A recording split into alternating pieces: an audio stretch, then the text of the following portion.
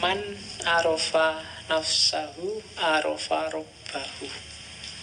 Kunci kebahagiaan, katanya Ghazali, kenal dirimu. Kalau kamu sendiri masih nggak paham siapa kamu, apa maumu, kamu tidak akan bisa bahagia. Sebenarnya ini teori paling gampang. Kalau kamu nggak ngerti selera makanmu, janjane misalnya makanan yang kamu sukai apa sih, kalau kamu nggak ngerti, ya kamu nggak akan bisa membahagiakan dirimu, kamu sendiri nggak ngerti.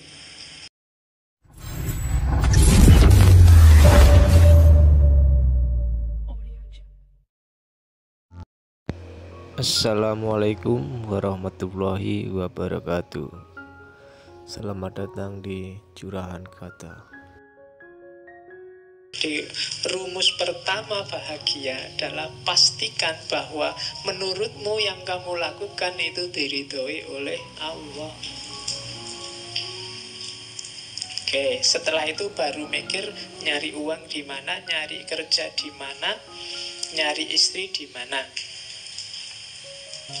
Kalau sudah dapat kekayaan, dapat status, dapat kerja, itu kan nikmat. Hasilnya semua itu kenikmatan badaniahmu. Kamu jadi sehat, kamu jadi kuat, kamu jadi elok, kamu jadi tampan. Kemarin gak punya duit, beli sampo sama sabun aja. Nah, kan? Kalau duitnya banyak kan sekarang santai, beli parfum, beli make up, malah bisa. Kalau itu sudah terpenuhi kan jiwamu kan tenang. Dan setelah jiwamu tenang, kamu nambah lagi menyempurnakan jiwamu, misalnya dengan cari ilmu, dengan memelihara diri dan seterusnya. Maka ketika kamu meninggal, kamu akan mutmainnah dan kamu akan dapat kebahagiaan ukhrawi. Oke, dasar teori awal itu. Teori kedua, man arofa nafsahu arofa robbahu. Kunci kebahagiaan, katanya Ghazali, kenal dirimu. Kalau kamu sendiri masih nggak paham siapa kamu, apa maumu, kamu tidak akan bisa bahagia. Sebenarnya ini teori paling gampang. Kalau kamu nggak ngerti selera makanmu, janjane misalnya makanan yang kamu sukai apa sih, kalau kamu nggak ngerti, ya kamu nggak akan bisa membahagiakan dirimu, kamu sendiri nggak ngerti. Cara paling gampang untuk bahagia ya membaca dirimu sendiri dulu. Katanya Ghazali di bagian awal Kimia Usa'adah itu, ia yang mengenal dirinya, ialah yang akan merasakan kebahagiaan sejati. Mungkin selama ini kamu nggak bahagia karena kamu nggak kenal dirimu. Sebenarnya kamu suka misalnya baju-baju tipis, tapi karena kamu nggak kenal dirimu, kamu lihat orang lain pakai baju-baju tebal, pakai baju-baju jubah, kamu anggap itu yang enak, dan kamu tiru, ya nggak enak akhirnya. Kamu nggak nemu kebahagiaan di situ. Jadi kenali dirimu dulu deh. Kenapa kok kita nggak kenal diri, katanya Ghazali, biasanya ketutup oleh hasrat, oleh hawa nafsu, oleh karakter-karakter binatang kita, oleh keinginan menaklukkan yang lain, oleh keinginan jadi idola, oleh keinginan macam-macam. Itu yang bikin kita nggak kenal. Padahal kamu seleranya cuma nasi kucing, tapi karena ingin dianggap keren, kamu milih restoran-restoran mahal yang ada steak, ada apa. Padahal begitu lihat steak kamu janjane mau muntah. Coba nganan opo itu, tapi yo biar dianggap keren, terpaksa kamu sambil nutup hidung dimakan. Nggak enak karena kamu nggak kenal dirimu sendiri. Ketutup hasratmu untuk dianggap anak gaul. Sebenarnya pakai jin itu mungkin kamu tersiksa luar biasa, meletet kayak gitu gimana. Tapi kalau nggak pakai jin nggak keren, Pak. Padahal kan yang paling keren itu kan menurut saya kan pakai sarung paling enak. Longgar, ISIS kan. Loh iya kan? Makainya juga simple, kapanpun dibutuhkan bisa dibuka. Bayangkan kamu pakai jin ke kamar mandi ternyata sumpek, coba pakai sarung tidak diangkat, wes selesai. Nah iya kan? Loh, itu kecenderungan jiwamu, tidak bisa dibohongi. Jadi kenali dirimu. Oke. Terus dan jangan salah, katanya Ghazali, mengenal diri itu manfaatnya dua. Begitu kamu jernih membaca dirimu, semakin ke dalam, semakin ke hakikat sebenarnya siapa itu manusia, justru di paling dasar kamu akan ketemu gambarnya Tuhan. Ya kan? Karena Allah memang yang membedakan manusia dengan yang bukan manusia kan, wa nafakha fihi min ruhi. Dalam diri kita ditiupkan ruh dari Allah. Dan itu citranya, gambarnya ruh dalam diri kita, itu gambarnya Allah. Jadi begitu kamu kenal dirimu yang sejati, hakikatnya kamu kenal Allah. Jangan dibayangkan, kalau mau lakukan, bersihkan dirimu sebersih-bersihnya, singkirkan dari debu-debunya. Ghazali kan yang terkenal bikin analogi cermin itu kan. Semakin nafsu menguasaimu, semakin gelap cerminmu. Kayak kamu maksiat sekali, ada titik hitam satu. Semakin banyak maksiat, titik hitamnya semakin banyak. Sehingga kamu tidak bisa sudah lihat ke dalam dirimu. Akhirnya kamu tertipu oleh titik-titik hitam itu. Kamu anggap yang penting yang titik-titik hitam itu. Padahal kalau kamu bisa bersihkan itu, kamu sisihkan itu semua, kamu akan melihat bahwa sebenarnya itulah hakikat dirimu dan sekaligus itulah Tuhanmu. Oke, jadi kunci bahagia pertama, kenali dirimu.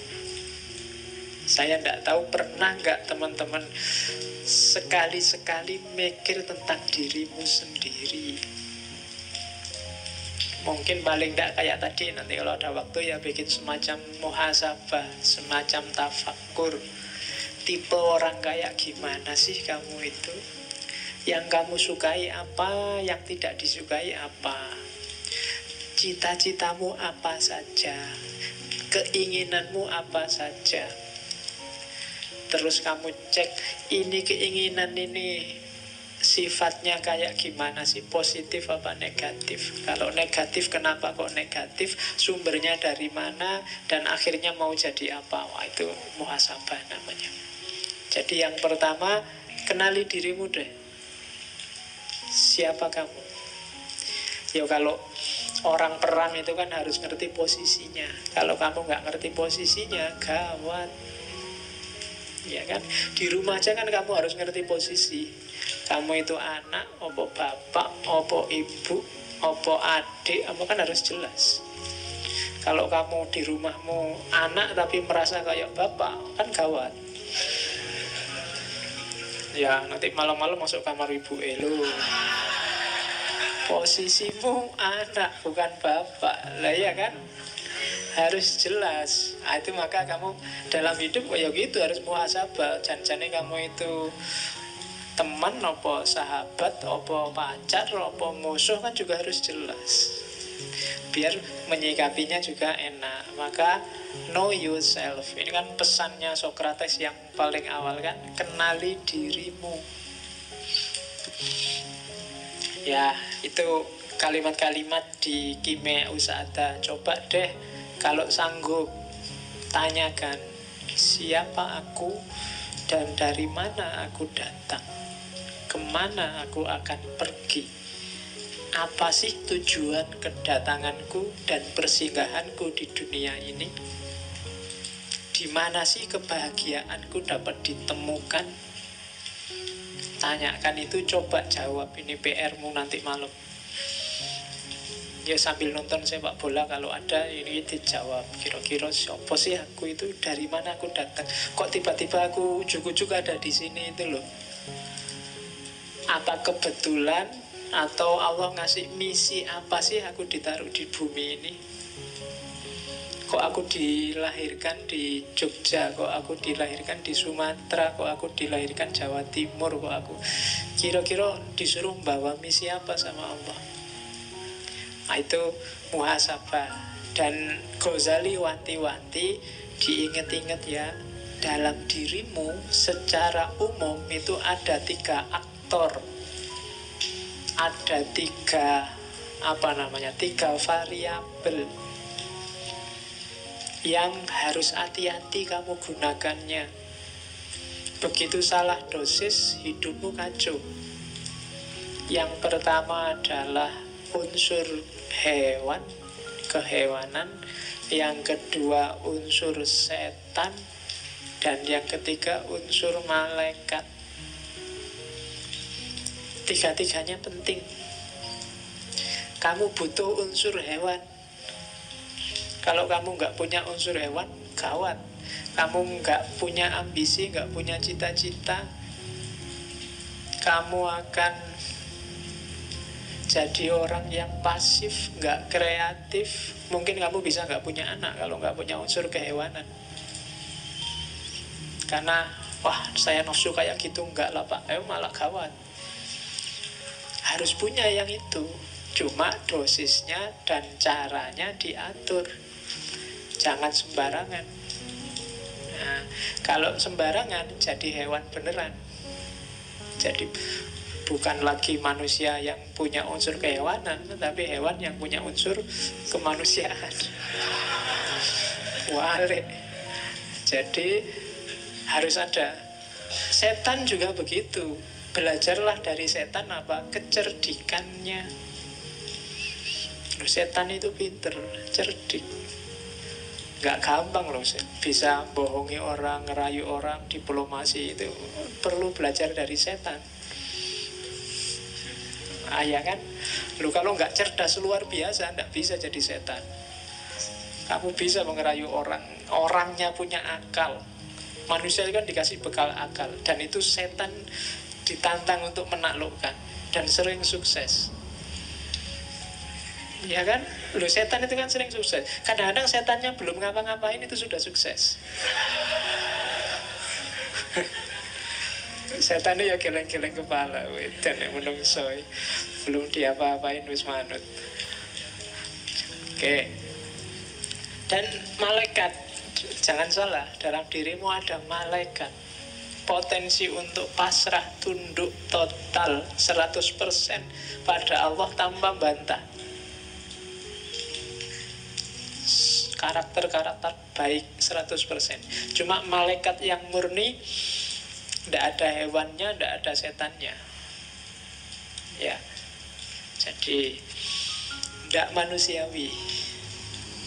Jadi manusia itu mix antara 3-tiganya. Jadi bukan 3-tiganya dibuang atau dipilih yang mana, tapi kontrollah 3-tiganya sesuai dengan dosisnya masing-masing. Kalian harus ngerti dosisnya, ngerti takarannya. Jangan berlebihan.